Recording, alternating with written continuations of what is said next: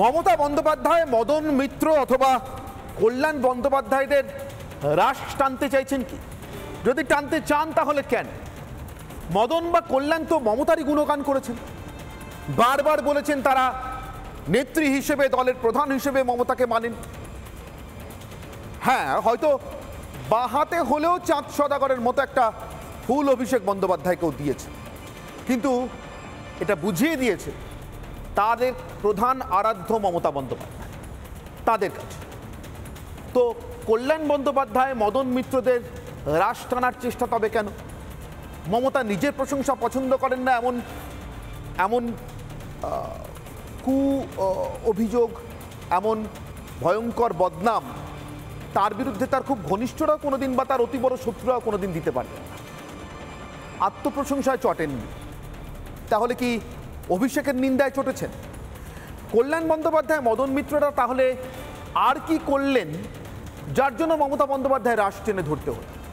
তাদের নির্দিষ্ট একটি সংস্থাকে নিয়ে করা মন্তব্য, আইপ্যাক, যারা সরাসরি অভিষেক বন্দ্যোপাধ্যায় হাত ধরে এসেছিল, যাদের হাত ধরে দলে দুর্নীতি ঢুকেছে বলে মদন সরাসরি অভিযোগ করেন, একেবারে টিকিট কেনা বেচার অভিযোগ সামনে নিয়ে আসেন। কল্যাণ বন্দ্যোপাধ্যায় বারে বারে বুঝিয়ে দেওয়ার চেষ্টা করেছেন দলে 2, 3, 4 কে কোথায় রইলেন তা নিয়ে তার বিন্দুমাত্র চিন্তা নেই। তিনি জানেন 1 নম্বরে যিনি, তার আন্ডারেই, মানে তার নিচেই বাকি সবাই। অতএব সেই বাকি সবাইয়ের মধ্যে তিনি একজন হিসেবে শুধুমাত্র 1 নম্বরকেই চেনেন। কল্যাণের এই বারে বারে বোঝানোতে, এই বারে বারে 1 নম্বরে ফিরে যেতে চাওয়াতে কি 2 নম্বর বলে পরিচিত অভিষেক বন্দ্যোপাধ্যায় কোনো অসুবিধা হচ্ছে? আত্মসম্মানে লাগছে? দলে তার তার নিয়ন্ত্রণ কায়েম করতে সমস্যা হচ্ছে? বারবার প্রশ্নের মুখে পড়ে যেতে হচ্ছে 2 থেকে যিনি 1-এ যাবেন বলে দলের অন্দরে কান পাতলে শোনা যায়, দলের একাংশ বারবার বলেন, সংবাদ মাধ্যমেরও কিছু অংশ বারবার বলার চেষ্টা করেন, তার কি কোনো অসুবিধা হচ্ছে?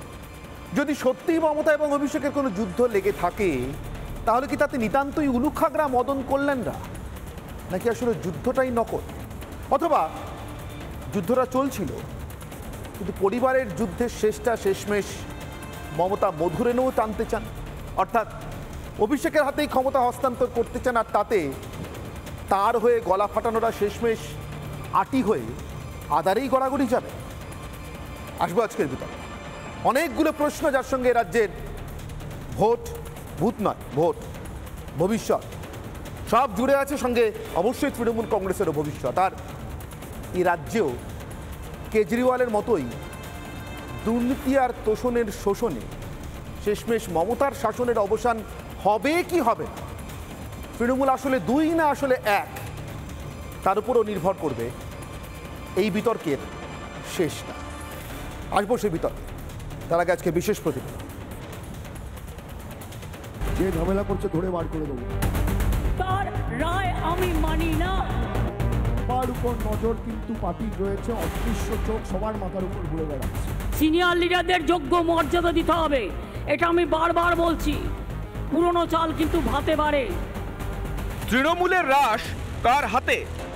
এ প্রশ্ন পাড়ার মোড়ে, চায়ের দোকান থেকে ঘরে ঘরে, বৈঠকি আড্ডায় বেশ মুখরোচক। এ বিতর্কের তল খুঁজে পাওয়া ভার। মঞ্চে কোমর বেঁধে দুপক্ষের কুশীলবরাই। কেউ অভিষেকের মধ্যেই ভবিষ্যৎ দেখেন। আমি মুখ্যমন্ত্রীর কাছে আবেদন করব ডেপুটি সিএম এবং পুলিশ মন্ত্রী হিসাবে অভিষেক বন্দ্যোপাধ্যায়কে দেখতে চাই। পূজার সঙ্গে সঙ্গে আমরা বাংলার মুখ্যমন্ত্রী অভিষেক ব্যানার্জির নির্দেশ মতো সব জায়গাতেই পূজা আমরা করব, তার সঙ্গে সঙ্গে আমাদের চোখ, নজর, দৃষ্টি, সাংগঠনিক দৃষ্টি আমাদের সব জায়গায় থাকবে। বর্ষিয়ানদের ভরসা শুধু মমতা। এত বড় ডাক্তারদের আন্দোলন হলো, আমাদের পার্টি মমতা বন্দ্যোপাধ্যায় তো তার মোকাবিলা করলেন। আমাদের তো কোনো ডাকপ্যাক বা ব্যাকপ্যাক কাউর দরকার পড়েনি। তৃণমূল কংগ্রেসে মমতা থাকলেই তৃণমূল কংগ্রেস রাজা। দিদিকে যে মুহূর্তে ইন্ডিয়া অ্যালায়েন্সে লিডার করবে না, গোটা ভারতবর্ষ কিন্তু মমতাময় হয়ে যাবে। এটা ইগো ছেড়ে নরেন্দ্র মোদীকে যারা হাঁটাতে চায়, যদি সত্যি সত্যি সিনসিয়ারলি হাঁটাতে চায়, একটা ইন্ডিয়া অ্যালায়েন্সের একটা নেতৃত্ব দেওয়ার লোক দরকার আছে, এবং সেই নেতৃত্ব দেওয়ার ক্ষমতা একমাত্র মমতা বন্দ্যোপাধ্যায়ের আছে, আর কারণ নেই। কিন্তু হিসেব ওলটপালট হয় আনুগত্যের বদলে বিচারের বহর দেখে। রিপাবলিকে মদন কল্যাণ মুখ খুলতেই হঠাৎ জারি নির্দেশিকা, মুখপাত্ররা ছাড়া আর কেউ মুখ খুলতে পারবে না। খুব গুরুত্বপূর্ণভাবে মদন মিত্র স্পোক্সপারসন নন, কল্যাণ বন্দ্যোপাধ্যায় তিনি স্পোক্সপারসন নন, এর ছাড়া হুমায়ুন কবির তিনিও স্পোক্সপারসন নন। কিন্তু কেউ কখনো মমতা স্তুতি গাইছেন, কেউ কখনো দেখা যাচ্ছে আইপ্যাকের বিরুদ্ধে সরব হচ্ছেন। অর্থাৎ সবটা মিলিয়ে যে রাজনৈতিক বাতাবরণ তৈরি হচ্ছে তাতে দলের ক্ষতি হচ্ছে, এমনটা মনে করছেন মুখ্যমন্ত্রী মমতা বন্দ্যোপাধ্যায়। অথচ হুমায়ুন শাহনওয়াজদের কেউ সাবধানটুকু করে না।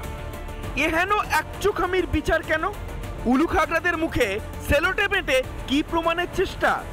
অভিষেকের সঙ্গে নকল যুদ্ধ, না আসলে আপোষে মমতা? রিপাবলিক বাংলা। আর ঠিক এখান থেকেই শুরু করবো আজকের বিতর্ক, যে বিতর্কে আমার আজকের প্রথম প্রশ্ন আমার অগ্নিবাণ।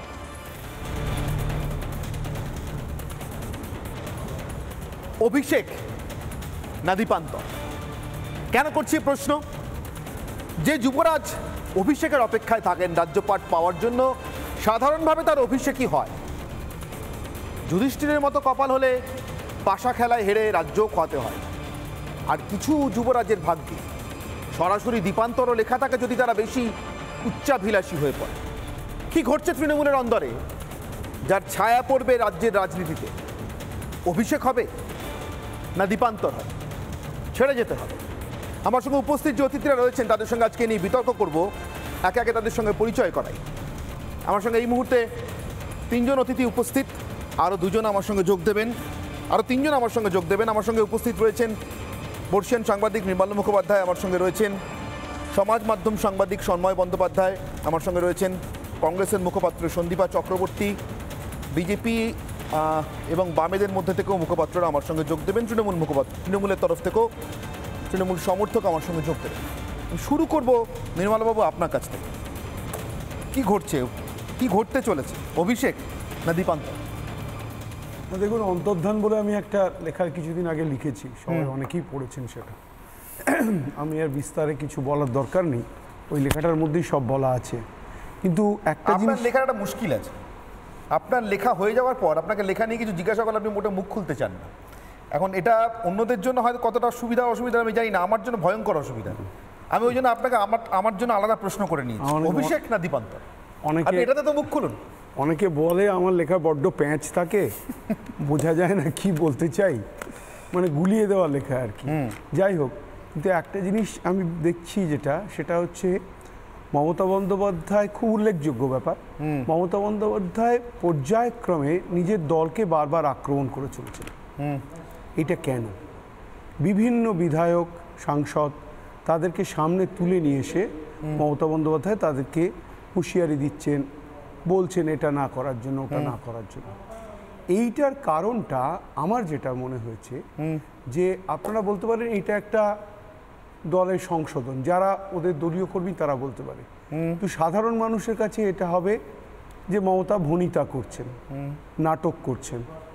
মমতা অভিষেক বন্দ্যোপাধ্যায়ের জায়গা সুনিশ্চিত করার জন্য তার গ্রাউন্ড ওয়ার্ক তৈরি করছেন।